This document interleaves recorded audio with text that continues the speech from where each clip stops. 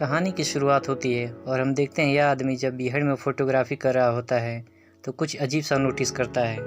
कुछ ही दूरी पर एक छोटा सा बच्चा डगमगाते हुए कदमों के साथ चलता हुआ दिखता है। उस शख्स को लगा शायद यह आंखों का कोई भ्रम है, क्योंकि इस वीरान रेगिस्तान में आखिर कोई बच्चा कैसे हो सकता है। इसलिए उसने सोचा कि वापस सिटी लौट जाना ही सही फैसला होगा। पर तभी कुछ ही कदम आगे बढ़ने पर उसे एक दूसरा बच्चा नज़र आ जाता है। आसपास कोई नज़र न आता तो वह शख्स सोचता है यह बच्चा शायद इस रेगिस्तान में रास्ता भूल गया है। वह उसके करीब जाकर पूछता है क्या उसे हेल्प चाहिए। बच्चा जवाब देता है उसके पेरेंट्स का कोई अता पता नहीं है। जेफ को बच्चे की हालत पर तरस आ जाता है। वह उसे अपने साथ सिटी ले जाने का फैसला करता है, मगर हैरानी की बात यह थी कि वह बच्चा बिना कुछ बोले सीधे आगे की तरफ बढ़ता रहता है। जेफ सोचता है बच्चा अकेला है और सहमा हुआ है, इसलिए वह भी उसके पीछे पीछे चलने लगता है। आधे घंटे तक रेगिस्तान में पैदल चलने के बाद एक ऐसी सन्नाटे भरी जगह आ जाती है जहां मोबाइल नेटवर्क बिल्कुल नहीं होता।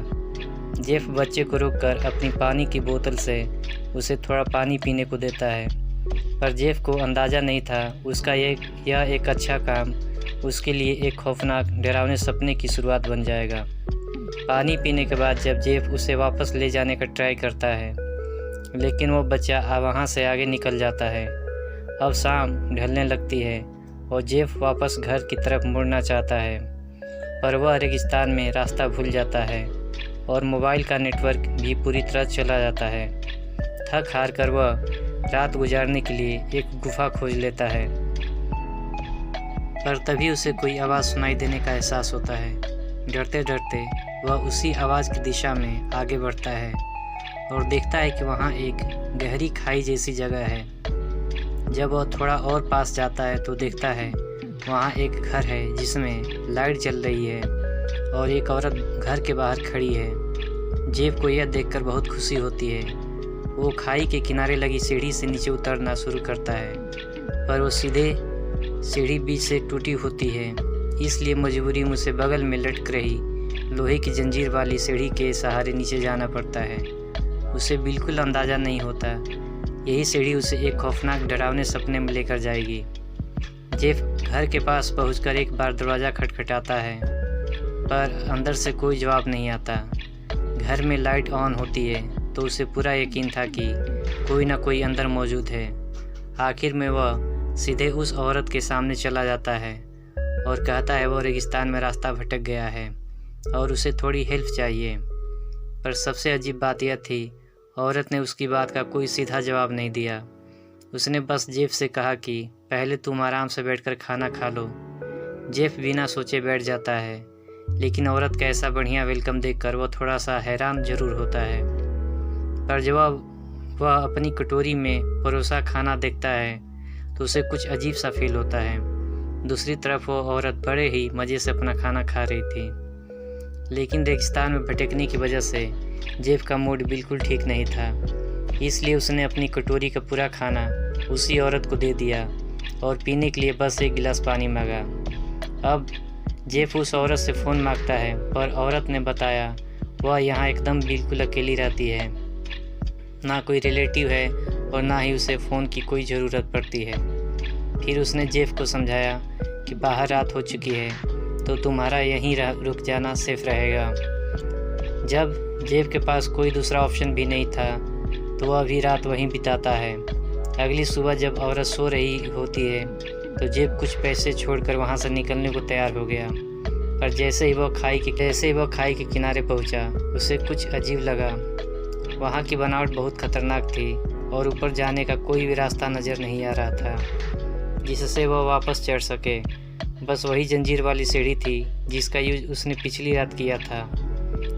पर अब जेफ वहां पहुंचा तो देखा अब दीवार से निकली हुई सीढ़ी आधी अधूरी थी, जिससे चढ़ पाना इम्पॉसिबल था।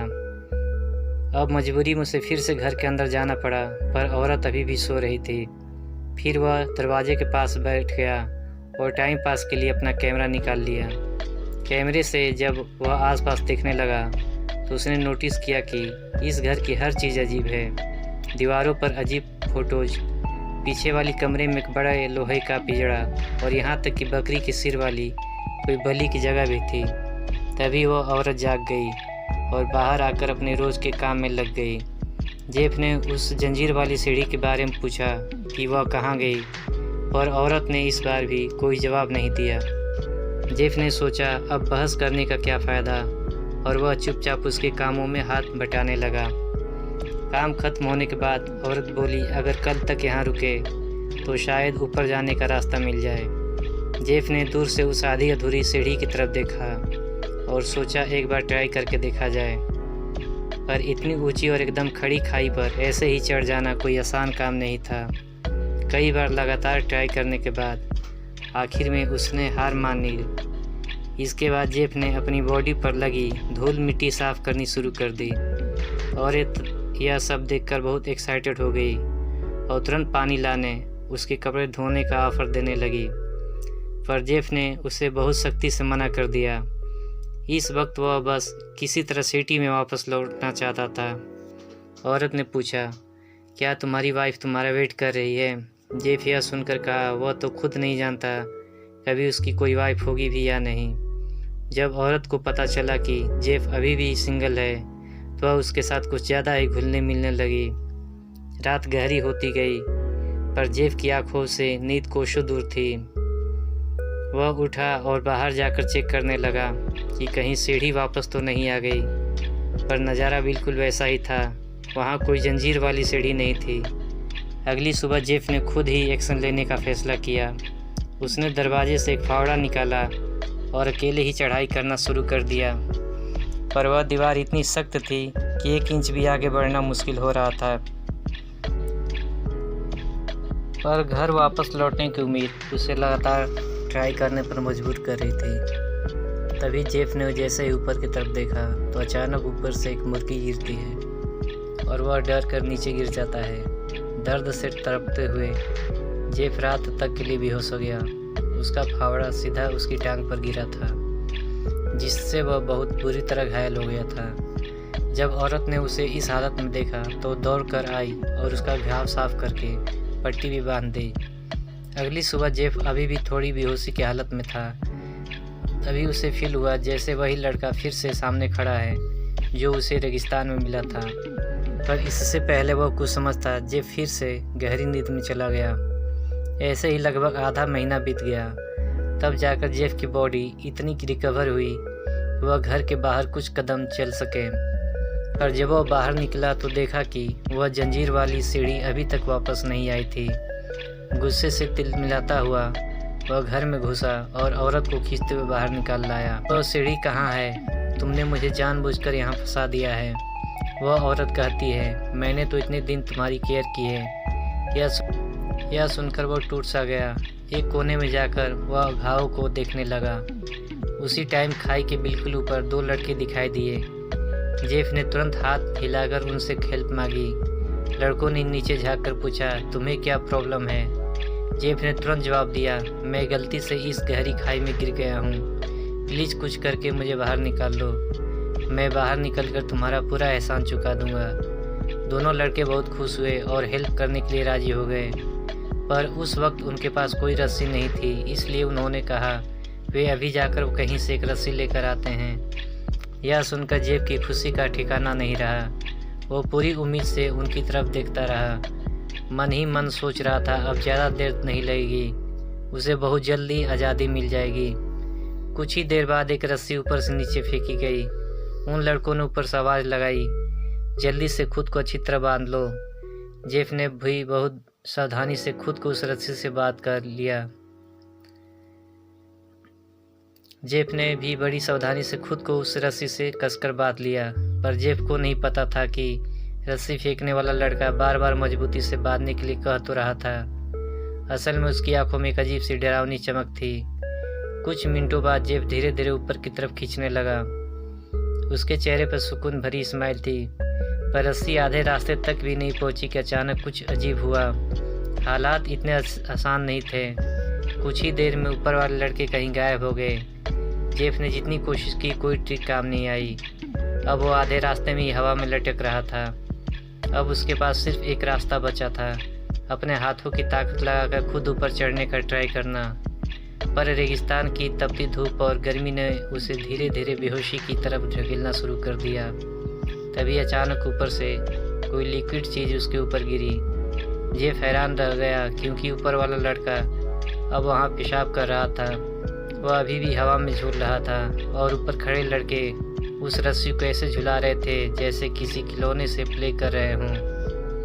हैरान करने वाली बात यह थी कि रेगिस्तान में भटकने वाला वो लड़का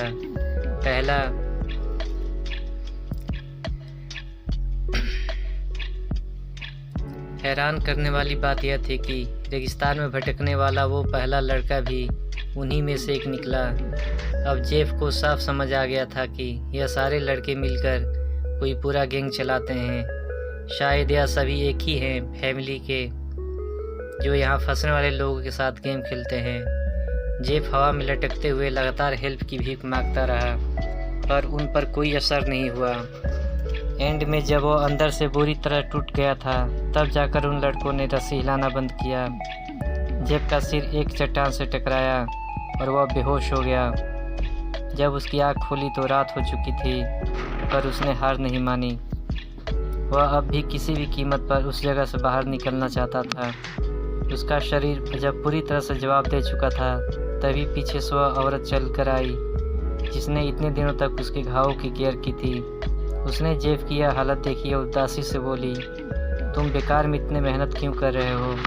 अपनी थोड़ी ताकत बचा कर रखो। जेफ ने तुरंत पूछा, आखिर यह सब लड़के हैं कौन? औरत ने आराम से जवाब दिया, बस रेगिस्तान में भटकने वाले कुछ बच्चे हैं। और फिर उसने वार्निंग देकर कहा, अगर तुम शांति से नहीं बैठे तो तुम्हारी मुसीबतें और भी बढ़ सकती हैं। जेफ का हौसला अब पूरी तरह टूट चुका था। उसने आसमान की तरफ देखकर एक बहुत ही जोरदार चीख मारी। तभी वह सारे लड़के एक बार फिर से उस खाई के किनारे नजर आए। ऊपर से वह सारे लड़के बहुत ही गुस्से में जेफ को घूर रहे थे। करीब 1 महीना और बीत गया और ऐसा लग रहा था जैसे जेफ ने अपनी किस्मत एक्सेप्ट कर ली है। अब वह ज़्यादातर टाइम उस औरत के साथ उसी खाई के अंदर ही फंसा रहता था। इन दिनों टाइम पास करने के लिए उसने सब्जियां उगाने की कोशिश शुरू कर दी थी। ऊपर से वह बच्चे अक्सर खाने पीने का सामान नीचे फेंकते रहते थे और जेफ उन्हें चुपचाप रख लेता था, जैसे कि अब यही उसकी नई लाइफ हो। अब एक रात जब जेफ ने उस औरत से पूछा, क्या तुम कभी यहाँ से भागने के बारे में नहीं सोचती? तो औरत ने धीरे से कहा, बस यही तो है हमारी दुनिया, जो कुछ भी है सब यही है। उसके इस जवाब का मतलब जेफ कुछ समझ नहीं पाया। उसी रात दोनों ने जमकर शराब पी। तभी बाहर से कुछ अजीब सी आवाज़ें आने लगी। जेफ घबरा गया और पास रखी कुल्हाड़ी उठाकर लंगड़ाते हुए तेज़ी से बाहर की तरफ दौड़ पड़ा। पर बाहर जो नज़ारा देखा उससे उसकी रूह तक काँप गई। वो सारे बच्चे चेहरे पर अजीब सा मेकअप करके पागलों की तरह खाई में इधर उधर दौड़ रहे थे। जेफ की आंखों में डर और घबराहट साफ नज़र आ रही थी। पर कुछ ही पलों में वो सारे बच्चे जेफ के ऊपर टूट पड़े, उसे ज़मीन पर गिरा दिया और उसका मजाक उड़ाने लगे, जिससे वह घबराकर घर के अंदर भागता है और औरत से पूछता है, आखिर यह सब क्या है? यह बच्चे कौन हैं? तुमने मुझे यहाँ क्यों फंसाया? पर वह औरत बिल्कुल शांत रहती है। वह बस इतना कहती है, यहाँ कुछ भी बुरा नहीं है, मैं बस यही चाहती हूँ हम दोनों मिलकर यहाँ एक उम्र गुजारें। उस रात शराब के नशे और अकेलेपन की वजह से वह एक दूसरे के बहुत करीब आ जाते हैं। अगली सुबह जब जेफ की नींद खुली तो औरत उसके पास ही सो रही थी। वह थोड़ी राहत पाने के लिए बाहर आया, पर उसे बिल्कुल अंदाज़ा नहीं था कि उसी खंभे के पास शराब की बोतलों के सैकड़ों ढक्कन पड़े हुए थे, जो शायद उन सब लोगों के थे जो जेफ के पहले यहाँ आए और फिर कभी वापस नहीं लौट सके। इस डरावनी खाई में एक और महीना बीत गया। जेफ की उगाई सब्जियों में अब धीरे धीरे हरे पत्ते निकलने लगे थे। ऊपर आने वाले लड़कों में से एक लड़का उसकी उगाई सब्जियों को देखकर बहुत खुश हो गया। उसने जेफ से पूछा, यह सब्जियां तुमने कैसे उगाई? बस यहीं से जेफ को उम्मीद की एक नई किरण दिखाई दी। उसने सब्जी उगाने की थोड़ी बहुत नॉलेज देकर उस लड़के का भरोसा जीत लिया। बात यही ख़त्म नहीं हुई। उस लड़के ने खुश होकर जेफ को प्राइस के तौर पर एक कोल्ड ड्रिंक देने का प्रॉमिस भी किया। यह सुनकर जेफ के चेहरे पर एक हल्की सी स्माइल लौट आती है। उसे लगने लगा था कि अब शायद यहाँ से भागने का रास्ता खुलने वाला है। रात के टाइम जेफ ने उस घर की दीवार पर टंगी पुरानी फ़ोटो को बहुत ध्यान से देखा। उसे ऐसा फील हुआ जैसे उन तस्वीरों में कोई गहरी बात छुपी हुई हो। तभी औरत ने उसे बताया, यह मेरी दादी हैं। वह भी हमेशा से इसी वीरान और सुनसान रेगिस्तान में ही रहती थी। मैं उनके बारे में बहुत ज़्यादा तो नहीं जानती, लेकिन इतना ज़रूर जानती हूँ वो मुझ में बहुत ज़्यादा प्यार करती थी, बिल्कुल वैसे ही प्यार जैसे मैं अपने पेट में पल रहे इस बच्चे से करूँगी। यह बात सुनते ही जेफ एकदम शून्य रह गया। उसे अब जाकर पता चला कि औरत प्रेग्नेंट है, पर जेफ के लिए यह खबर किसी भयानक सपने से कम नहीं थी। आखिर कौन चाहेगा कि उसका बच्चा किसी ऐसे तंग खौफनाक खाई में जन्म ले। जेफ ने तुरंत इस बात का कड़ा विरोध किया, पर उस औरत ने उसकी बातों को पूरी तरह इग्नोर कर दिया। अब जाकर जेफ को पूरी सच्चाई का एहसास हुआ। वह कोई मेहमान नहीं बल्कि महज एक जरिया था, एक ऐसा टूल जिसे इस अजीबोगरीब कबीले के लिए एक पुरानी परंपरा के लिए यूज़ किया जा रहा था। अब चाहे वो कितना भी विरोध कर ले, इस गहरी खाई में फंसने के बाद उसके पास बचने का कोई रास्ता नहीं बचा था। ऐसे ही समय बीतता गया। जेफ की चोटिल टांग अब धीरे धीरे ठीक हो रही थी। वह रोज़ प्रैक्टिस करता था, किसी भी पल यहाँ से भाग निकलने की उम्मीद में। इसी बीच एक दिन वो सब्जियों वाला लड़का फिर से वहाँ आया। उसने उदास होकर कहा, मैं इस बार कोल्ड ड्रिंक नहीं ला सका। जेफ ने मुस्कुराते हुए कहा, अरे कोई बात नहीं, कोल्ड ड्रिंक ना सही, मैं तुम्हें सब्जियां उगाना और दूसरी काम की चीज़ें सिखा दूंगा। किसी भी तरह हेल्प करके मुझे इस जगह से बाहर निकाल लो। हम इस औरत को भी अपने साथ ले चलेंगे और बाहर जाकर हम तीनों अपनी एक हैप्पी फैमिली बनाएंगे। वो लड़का यह सुनकर थोड़ा सा हिचकिचाया, पर जेफ की बातों का उस पर काफ़ी असर हुआ। उसने कहा, मैं अपनी तरफ से पूरी कोशिश करूँगा। उस रात जेफ बहुत ज़्यादा एक्साइटेड था। उसने औरत के पास बैठकर सिटी की रोशनी, खुशियों और घूमने फिरने वाली जगहों की बातें की। वो पूरे जोश में बोला, मैं तुम्हें बाहर की दुनिया का सब कुछ दिखाऊंगा, बस एक बार मेरे साथ यहाँ से बाहर निकल चलो। वह औरत भी कुछ पल के लिए उसकी इस बातों में खो सी गई। जेफ ने उसे अपने कैमरा में सेव की हुई बहुत पुरानी सी तस्वीरें दिखाई, ताकि वह भी एक नई लाइफ का सपना देख सके। पर जेफ के यह सारे सपने अगले ही सुबह टूट गए, जब बाहर से औरत की एक बहुत ज़ोरदार चीख सुनाई दी। जेफ घबराकर तेज़ी से दौड़कर बाहर आया और सामने का सीन देखकर एकदम सन्न रह गया। वही लड़का जिस पर जेफ ने अपनी सारी उम्मीदें टिका रखी थी, वह अब उस खाई के बीचों बीच लटक रहा था। उसकी सांसें हमेशा के लिए थम चुकी थी। जेफ डर से बुरी तरह कांपने लगा। वह औरत भी वहीं ज़मीन पर बैठकर फूट फूट कर रो रही थी। बस उसी एक पल में जेफ की आंखें पूरी तरह से खुल गई। इस खौफनाक जगह की सच्चाई अब बिल्कुल शीशे की तरह उसके सामने थी। असल में यह सारे के सारे लड़के इसी खाई में ही पैदा हुए थे। वह सभी इसी अजीबोगरीब परंपरा को मानते हुए पले बढ़े थे और उन सब ने मिलकर इस साजिश के तहत जेफ को यहाँ फंसाया था, ताकि वह उनके कबीले की नई पीढ़ी को जन्म दे सके। यह एक ऐसा डरावना सपना था जिससे अब बच निकलना लगभग इम्पॉसिबल लगने लगा था। वह औरत अब गुस्से में बिल्कुल पागल हो चुकी थी और हाथ में एक भारी लकड़ी का तख्ता लेकर जेफ पर टूट पड़ी। करीब 5 महीने और बीत गए और जेफ अब एक लम्हे के पिंजरे में बंद था। उसकी आंखों में अब कोई होश बाकी नहीं था और जुबान पर सिर्फ पागलों वाली बड़बड़ाहट रह गई थी। पर किस्मत से उस दिन उस खाई के पास एक लड़की कहीं से घूमती हुई आ गई थी। उसने जेफ की बेचैनी भरी आवाज़ को सुन लिया। वो पिंजरे की सलाखों तक पहुंची और जेफ ने बेहद धीमी आवाज़ में उससे हेल्प मांगी। उस लड़की को जैसे यह बात समझ में आई कि जेफ को यहाँ बंदी बना कर रखा गया है, उसने प्रॉमिस किया, मैं अभी तुरंत जाकर पुलिस को लेकर आऊँगी। जेफ को इतने दिनों में पहली बार कोई सच्ची उम्मीद नजर आई थी, पर उसकी यह खुशी ज़्यादा देर तक नहीं टिक पाई। उस लड़की को उसी वक्त वहाँ मौजूद लड़कों ने पकड़ लिया और जेफ की आंखों के सामने ही उसकी आखिरी उम्मीद की गर्दन बेरहमी से तोड़ दी गई। यह खौफनाक मंजर देखकर जेफ अंदर से पूरी तरह टूट चुका था। उसी रात को वह औरत हाथ में कप लेकर उसके पास आई। जेफ ने इस बार उसके सामने झुककर उसे मनाने की पूरी कोशिश की। वो बोला, मैं मान गया हूँ, बस मुझे इस पिंजरे से बाहर निकाल दो। तब वो औरत उसे बताती है, तुम्हारा काम बस इतना ही था, मैं प्रेग्नेंट हो सकूं, और वो हो गया है, और वह अब तुम्हारा कोई काम नहीं है। तुम्हें सिर्फ इसलिए ज़िंदा रखा गया है कि हमारी परंपरा यह कहती है बच्चा पैदा होने तक उसके पिता को ज़िंदा रखा जाए। इसके कुछ दिनों बाद औरत के पेट में बहुत ही असहनीय दर्द होना शुरू हो गया। दर्द से तड़पते हुए उसने मजबूरी में पिंजरा खोल दिया ताकि वो जेफ से हेल्प मांग सके। जेफ भी अब कुछ खास समझ नहीं पा रहा था। उसने उसकी हेल्प की, पर जैसे ही वो दोनों बच्चों को लेकर घर की तरफ लौटने लगे, ठीक उसी वक्त चट्टान की दीवार से लटकती हुई वही जंजीर वाली सीढ़ी ऊपर से नीचे गिरा दी गई।